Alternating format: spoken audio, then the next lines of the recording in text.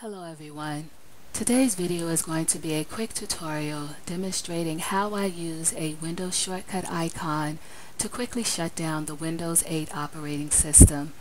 The current process for shutting down Windows, whether it's Windows XP, Windows 7, or Windows 8, is clicking a few different menu items, and then the process takes anywhere from 45 seconds to a few minutes to shut the computer down. So I'd rather speed up the process. This is something I've been using since Windows XP.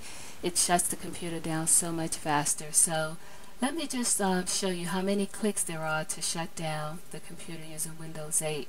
So first you have to move the mouse to the right corner, then click on the settings charm, then click on the power option, then select your shutdown method of choice. And then Windows will then take a few extra seconds before it shuts down the computer. What I've done is I create a shortcut to shut the computer down without all the timeout periods involved, and it's so much quicker and it's one mouse click. So let's get started. The first thing you need to do is go to the Windows desktop. So I'm going to click on the desktop tile. Then I find a clear area on the Windows desktop, right click, then left click on New, and then left click the shortcut menu item. Now we need to tell Windows the path for the shutdown program by clicking on the Browse button. We're browsing to the C drive, to the Windows folder, to the syswhile64 folder, and then we'll look for the Shutdown.exe program.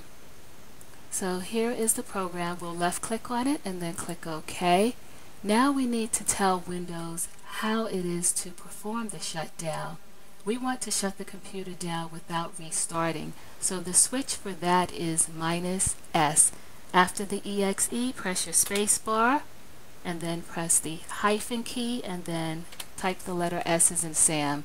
This tells Windows shut the computer down without restarting. The next switch we need to use is to tell Windows the timeout period that it must count to before it shuts the computer down. We do that by pressing the space bar again, the hyphen key, and then the letter T as in Tom, which is the indicator for timeout, and then the value will be 0 because we don't want Windows to count down any number of seconds before it shuts the computer down. The next thing we click is the Next button. Now you can give your newly created shortcut icon a specific name, or you can keep the name that Windows has presented to you.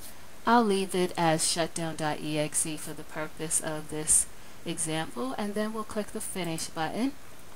Now here is our shortcut icon, which doesn't look all that appealing. So let's change the properties of the icon by right-clicking on the shortcut, and then left-click the Properties menu item, then left-click the Change Icon button, click OK at the prompt, and now you are presented with other icons, and you can browse through this listing and select an icon of your choosing.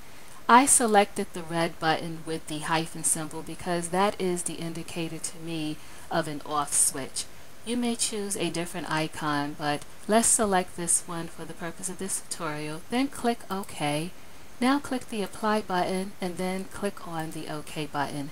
Here you have your newly created shortcut to quickly shut down Windows. To take it a step further to simplify the process, I then pinned my shortcut icon to the taskbar as well as to the Windows Start screen, so that I can quickly access it regardless if I'm using the desktop method or if I'm using the start screen method. I quickly have access to my shortcut button. And that's it.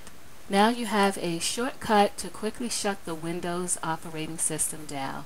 But there is a caution I'd like to just tell you, that make sure you close out all of your programs before you use the shortcut. It's always important to make sure that you do that regardless of how you're shutting down Windows, so that you don't lose any work and you don't corrupt your Windows operating system. So again, make sure all programs are closed out completely before you use your newly created shortcut icon. I hope you found this video helpful. And if you do create the shortcut and start using it, please leave a comment on this video so that I'd know if you found the video helpful. If you have any questions regarding the steps taken to create the shortcut, leave them as a comment and I will do my best to respond to you in a timely manner. Thanks for watching. Bye.